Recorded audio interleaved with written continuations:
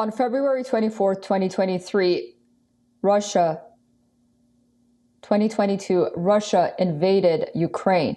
1 year on, the war continues with thousands of lives lost, cities turned into ruins, and lives of Ukrainian residents turned upside down. 1 year ago, Russian President Putin announced a special military operation in Ukraine.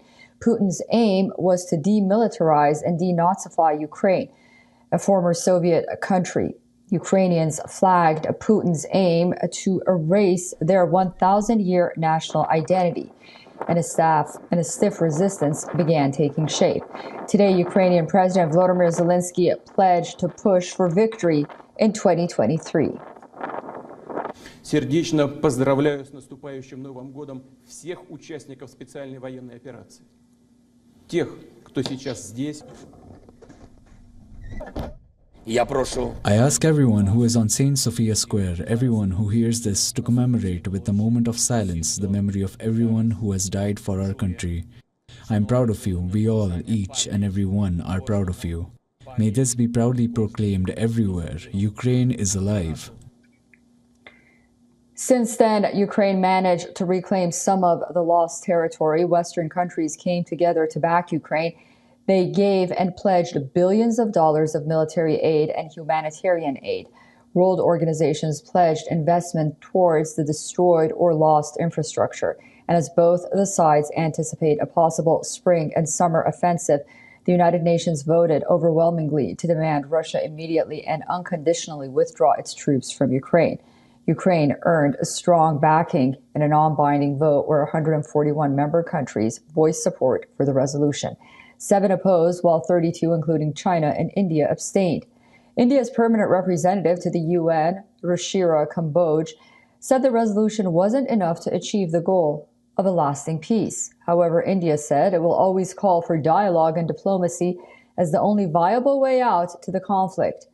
But Russia dismissed the resolution, with its UN representative Vasily Nebenzia calling Ukraine neo-Nazi and accusing the West of sacrificing the country and the developing world in their desire to beat Russia.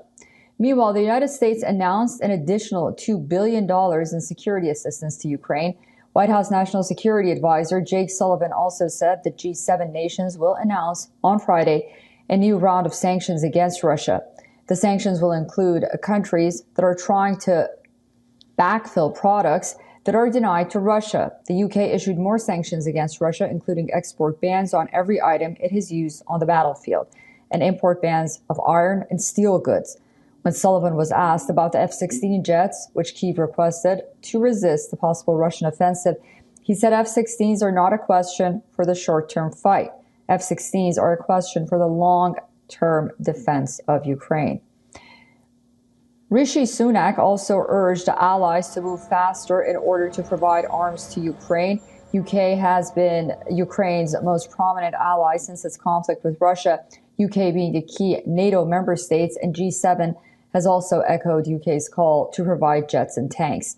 Meanwhile, the first batch of Leopard 2 tanks have been delivered to Ukraine by Poland.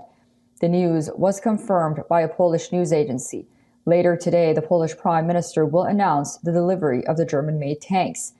According to experts, Western weaponry can turn the course of the war for Ukraine, as it has already proven its battlefield capabilities. In August, a better armed Ukraine launched a southern counteroffensive around Kherson, the only land gateway to Crimea. Remember, Crimea was annexed by Russia in 2014 and hosts its Black Sea Fleet. On November 9th, Russia ordered forces to abandon Kherson, the only regional capital it had taken so far in its invasion. Okay, let's get an update on where Kherson lies now, 1 year on after the invasion. Our correspondent, Anas Malik, is in Kherson, Ukraine, right now. Anas, despite Russian forces abandoning the only regional capital that they had ever seized during this war and invasion, it seems that attacks continue and civilians are still being killed. Can you give us a picture of how it is on the ground in Kherson? Well, Susan, while you were asking me the questions, we've heard at least, and then there's another one, we've had at least 3 or 4 smaller blasts, or what is believed to be sounds from the shelling that has been happening, and it's been going on the entire day. It gets louder as it falls nearer to you. That's another one. So it gets louder as it falls nearer to where we are. It's happening in this region, in the Kherson Oblast, not in the Kherson city, fortunately, but behind me, what you see, this bus stop that was shelled just this morning. I'll get a side for the benefit of our viewers, and I'll try to show it to you. That's a shard of the rocket that came out from the shelling that was shelled just this morning here in Kherson city. This is very near to the Dnieper River, and by and large, this city, the city of Kherson, it wears a very deserted look.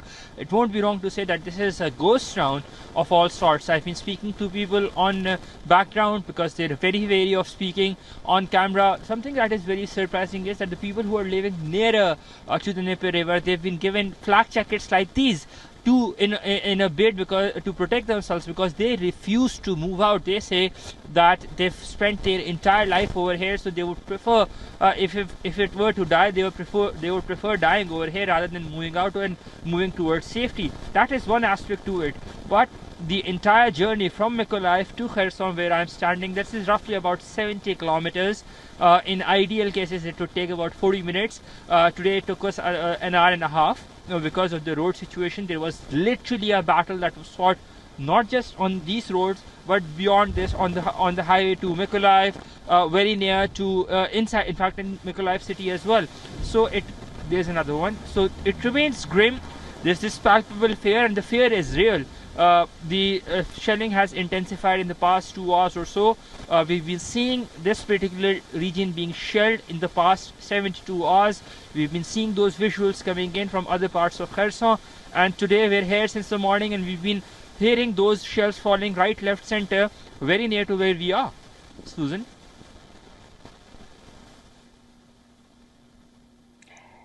So, Anas, my question is, what you're seeing on the ground over there, is it sheer destruction? Or do you think that, you talk about the resilience of the people of Kherson and their desire not to leave their homes, and that's completely understandable. But under what conditions are they living in right now? Well, this city was under occupation of Russia for about 9 months. 9 months and 8 days. The Russian side occupied it on the 2nd of March, and then they had vacated it on in the first week of November last year, and eventually the Ukrainian army had advanced and recaptured it. So now the people are hopeful, and they're of the opinion the sheer desire to stay back is under the pretext that their army is strong enough that they would be protecting them. But at the end of the day, Ukraine needs arms, and that is the reason we're seeing that it's a fight that is utilizing more and more arms. And the reason we're seeing that the Ukrainian leadership has been demanding arms and weaponry from the international community, wherever President Zelenskyy speaks, wherever Foreign Minister Dmytro Kuleba speaks, wherever the Defense Minister speaks, whosoever they speak to, they've been. That's another one, and that was pretty close. So, so they've been requesting more and more armory. They've been requesting more and more weapons, and they're hopeful that they would be able to get something or the other.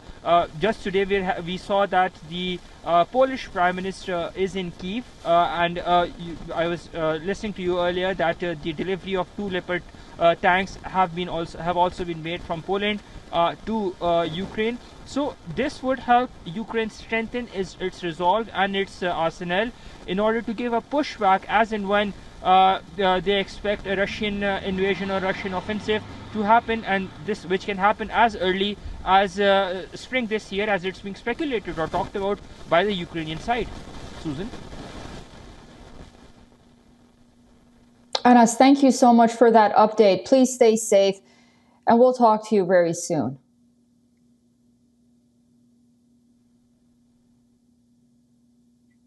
We have a guest with us. Let's talk more about this issue. Dmytro Zolotukhin, a former Deputy Minister of Information Policy of Ukraine, is joining us live from Kyiv. Mr. Minister, I hope I pronounced your name correctly. Apologies if I didn't. As the war passes the one-year mark, Russia's strategy is clear: to wait out the West. But the question is, how unified, first of all, the West will remain, and how much of the world, at least, it's partially able to keep on its side. And when that is clear, then ultimately that will determine the outcome of the conflict. Do you agree with that? Totally agree, because it's obvious that Ukraine now needs all the support that we can get. But the issue is that the victory of Ukraine on the battlefield against Russian full-scale invasion and the war that is pending since 2014 in Ukraine with Russian proxies on the east of Ukraine and with the annexation of Crimea and illegal referendums held in there, victory of Ukraine on the battlefield and the restoration of the internationally recognized borders of Ukraine is not only the victory for Ukrainians, it's also the victory for the all civilized nations in the world and all democratic nations in the world who wants to preserve the international order and international legislation that we are living in the world under. So I think that the unity of the Western countries and the unity of the world countries that were shown on the United Nations General Assembly meeting yesterday is the signal that 141 vote for the resolution that says that the Russian troops have to go out of Ukrainian soil is the understanding that the victory of Ukraine and the restoration of the territorial integrity of the democratic country is everyone's will and is everyone's victory. And it's extremely painful that, unfortunately, India abstained from the vote in this voting, abstained from the expressing the solidarity with the rest of the countries.